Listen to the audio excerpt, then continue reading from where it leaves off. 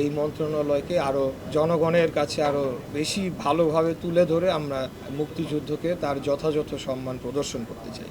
বীর নিবাস আমাদের 30,000 আমাদের প্রকল্পের টার্গেট রয়েছে, এর মধ্যে 17,806টি নির্মাণ সম্পন্ন হয়েছে, বাকিগুলো প্রক্রিয়াধীন রয়েছে।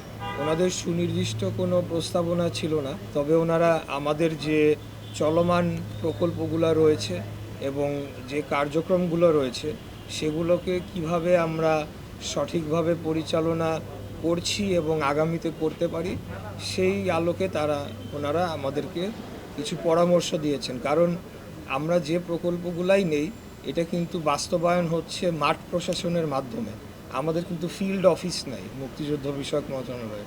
অতএব তাদের সাথে ইন্টারঅ্যাক্টিভ সেশনটা খুব ভালো ছিল। আমরা আশা রাখছি যে আগামী দিনে আমাদের কাজের গতি আরও বাড়বে এবং কিছু সমস্যা তো রয়েছেই, সেগুলোকে আমরা নিরসন করে আগামীতে আরও ভালো করতে চাই। এই মন্ত্রণালয়কে আরও জনগণের কাছে আরও বেশি ভালোভাবে তুলে ধরে আমরা মুক্তিযুদ্ধকে তার যথাযথ সম্মান প্রদর্শন করতে চাই। সমস্যাগুলো এটা তো আপনারা জানেনই যে মুক্তিযুদ্ধের তালিকা নিয়ে একটা বিষয় আছে, তারপরে এখানে যে বীর নিবাস নামে যে প্রজেক্টটি করা হয়েছে এখানে ইতিমধ্যে 30,000 নিবাস নির্মাণ করা হয়েছে, আরও কিছু চলমান রয়েছে। তো সেগুলো বিগত ফ্যাসিবাদী আওয়ামী সরকারের সময় কি হয়েছে সেটা তো আপনারা সকলেই জানেন। প্রত্যেকটা সেক্টরেই তারা দলীয়করণ করেছে, দুর্নীতি করেছে, এই বিষয়গুলো তো ছিলই। তো সেগুলো নিয়ে তাদের প্রশ্ন ছিল, সেগুলোর আমরা জবাব দিয়েছি। আমরা বলেছি যে এই দুর্নীতি বা এই অনিয়মগুলার আগামীতে আমরা সেগুলো সুষ্ঠু তদন্ত করব এবং ভবিষ্যতে যাতে এটার আর রিপিটেশন না হয় কোনো সময় সেটাও আমরা নিশ্চিত করব।